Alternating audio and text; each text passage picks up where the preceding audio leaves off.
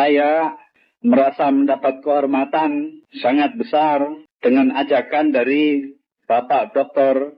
Murtaza Hallaj untuk turut berbicara dalam majelis yang mulia ini, yaitu majelis untuk memperingati atau mengenang tahun ketiga dari wafatnya Al-Maghfurlah Ayatullah Ruhullah Al-Musawi Al-Khumaini.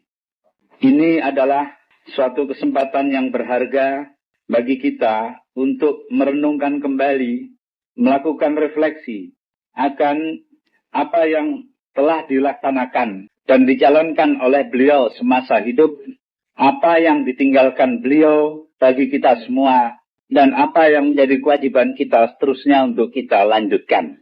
Beliau adalah seorang pejuang besar, seorang tokoh sejarah yang namanya terukir tidak akan dapat dihapuskan dari sejarah dunia. Beliau adalah pembentuk sejarah yang baru setelah sekian lama Islam mengalami kemunduran, mengalami keterbelakangan, mengalami kemiskinan, mengalami penindasan, dan lebih-lebih lagi mengalami kehinaan. Dengan perjuangan yang tidak berhenti, tiada hentinya selama hidup beliau yang sampai berusia lebih dari 80 tahun. Melalui jalan sebagai seorang ulama, seorang alim yang menggunakan hanya satu cara, yaitu cara mengajar, mengajak, dan menyampaikan ajaran.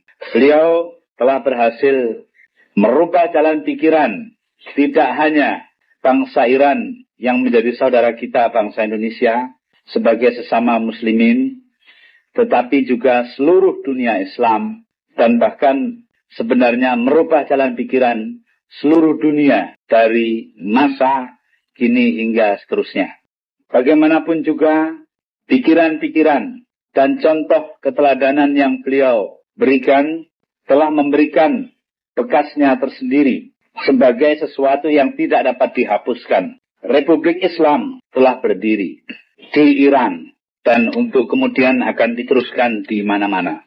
Ini adalah suatu rintisan sangat dahsyat, suatu perubahan yang tidak tanggung-tanggung dalam cara hidup kaum muslimin. Kalau Nabi kita, Nabi besar Muhammad sallallahu alaihi wasallam telah membawakan perubahan mendasar dari sudut ajaran agama yang didahului oleh tauhid, merubah seluruh sejarah umat manusia dari sudut pemikiran, dari sudut pemahaman akan hubungan manusia dengan Tuhan. Maka Al-Maghfurlah Imam Khumaini telah berhasil membawakan suatu stadium baru dari perjuangan Islam, yaitu bahwa pelaksanaan ajaran Islam harus dilakukan melalui cara mengembangkan sebuah sistem kehidupan. Jadi tidak dapat hanya sekedar ajaran saja, tetapi merupakan sesuatu yang harus manhaji, sesuatu dengan sistem tertentu yang dilaksanakan secara total dan dengan konsekuensi-konsekuensinya sendiri.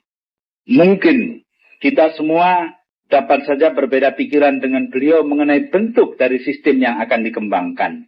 Mungkin kita bahkan dapat berkelahi dengan beliau mengenai bagaimana cara sistem itu akan diberlakukan. Tetapi satu hal yang jelas bahwa kalau memang kita benar-benar orang Islam, kita harus mampu menerima dan memahami bahwa ajaran Islam hanya dapat dilaksanakan dalam suatu keutuhan yang bersifat sistem. Jadi tidak bisa hanya sekedar dalam bentuk lepas-lepas antara ibadah, tidak ada kaitannya dengan muamalah, antara ta'lim, tidak ada kaitannya dengan siasah, antara perjuangan, tidak ada kaitannya dengan hubungan sosial. Semuanya itu harus dijalin dengan satu ikatan tauhid yang kuat, dengan suatu ketundukan yang mutlak kepada hukum-hukum agama.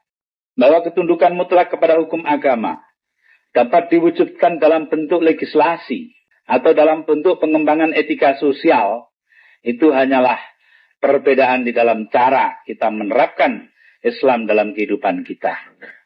Tetapi sekali Islam kita terapkan, maka penerapannya harus menyeluruh, harus meliputi sisi-sisi kehidupan yang berbagai-bagai. Karenanya, saya rasa tidaklah salah kalau kita katakan bahwa Al-Maghfurlah Imam Ruhullah Khomeini adalah tapak dari sistem yang berlandaskan kepada ajaran Islam, sedangkan ajaran itu sendiri dibawakan dari haribaan Allah Subhanahu wa taala kepada kita oleh junjungan kita Nabi Muhammad sallallahu alaihi wasallam. Tentunya di kemudian hari akan ada sisi-sisi lain dari pengembangan kehidupan kaum muslimin yang memerlukan kesungguhan, tekad yang keras, keuletan luar biasa untuk diwujudkan secara nyata dalam kehidupan. Itu tidak lain merupakan penerusan dari apa yang telah dirintis oleh Imam Ruhullah Khomeini. Karena memang secara demikian, dari satu ke lain tahap memerlukan waktu yang sangat panjang.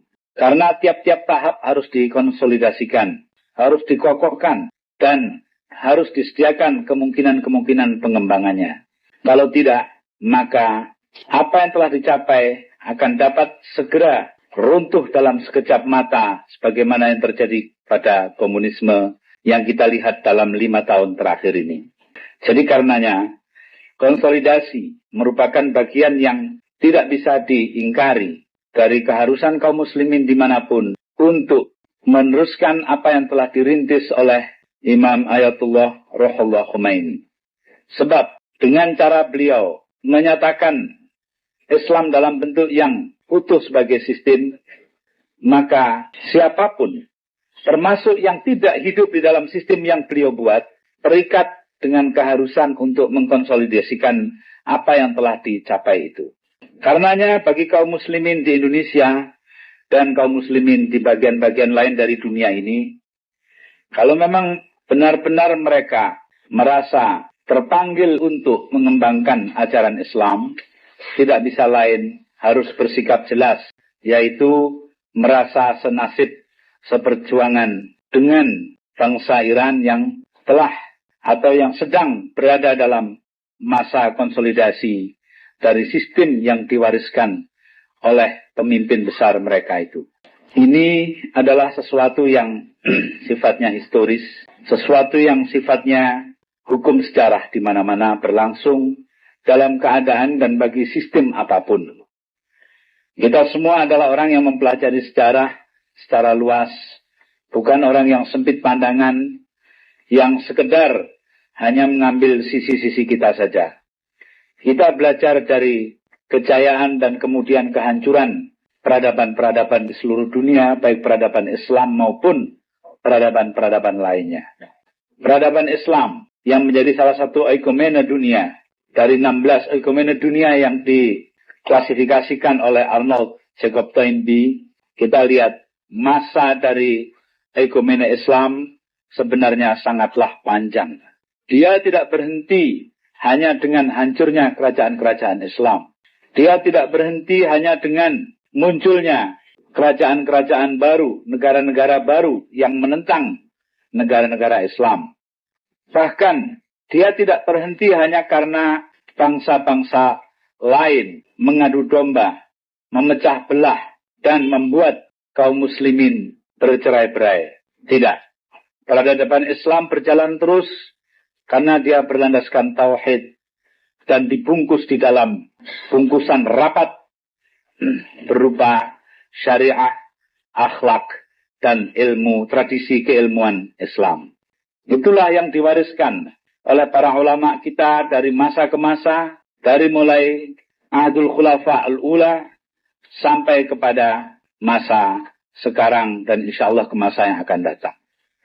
Dalam tradisi sedemikian itu, sekali-sekali bila waktunya tepat, kondisinya memungkinkan, dan kematangan pandangan telah dapat dicapai, maka akan muncul pemikir, pejuang, dan perintis seperti yang kita lihat pada tokoh Imam Khomeini. Ini adalah suatu hal yang sangat menyejukkan hati. Karena bagi kita setelah sekian lama, kita mengalami kemunduran, keterbelakangan, dan penindasan serta kehinaan. Maka kita masih bersyukur pada bagian kedua abad ke-20 ini, kita masih melihat terwujudnya cita-cita Islam dalam bentuk negara Islam di Iran. Tentu kita tidak dapat melupakan kenyataan, menutup mata terhadap hambatan-hambatan. Mungkin kesalahan-kesalahan, dan mungkin juga penyimpangan-penyimpangan yang terjadi dimanapun, karena memang sudah demikian watak manusia. Hal insan mahalul khata' wa nisyan. Karenanya kita belajar dari pengalaman apa yang telah diwariskan dan kita laksanakan bersama-sama oleh kaum muslimin seluruh dunia. Baik dalam bentuk langsung mengikuti apa yang diwariskan oleh Al-Mafurlah Imam Khomeini, maupun dalam bentuk dialogis, termasuk mereka yang berbeda pandangan dan menentang pendapat-pendapat beliau. Kesemuanya adalah proses belajar dari masyarakat Islam yang besar, yang sekarang jumlahnya sudah demikian banyak, merupakan tidak kurang dari 1/6 umat manusia. Ini adalah satu proses besar di mana kita satu sama lain, di dalam bersama-sama sependirian, tidak boleh lalai untuk saling mengingatkan dan saling menjaga. Tetapi apabila kita mendapati perbedaan dan kalau perlu pertentangan pendapat, maka kita senantiasa sadar bahwa orang yang berbeda dengan kita pendapatnya itu adalah saudara kita juga. Adalah orang-orang yang sama cita-citanya dengan kita. Karena itu saya menganggap bahwa kita menyelenggarakan majelis semacam ini, yaitu untuk mengenang 3 tahun wafatnya Imam Khomeini, sebagai suatu kesempatan berharga untuk meneguhkan kembali kesatuan di antara kita sesama kaum muslimin. Yang kebetulan di sini adalah antara kita kaum muslimin di Indonesia dan kaum muslimin di Iran. Tentu kita masih merasakan pedihnya penderitaan saudara-saudara kita sesama kaum muslimin di bagian-bagian lain dari dunia. Kita melihat bahwa masih sangat banyak penindasan dialami oleh kaum muslimin. Juga pertentangan dan bahkan konflik-konflik fisik terjadi antara kaum muslimin dengan orang-orang lain maupun di antara sesama kaum muslimin. Dan kita harus jujur, itu juga terjadi di negeri kita.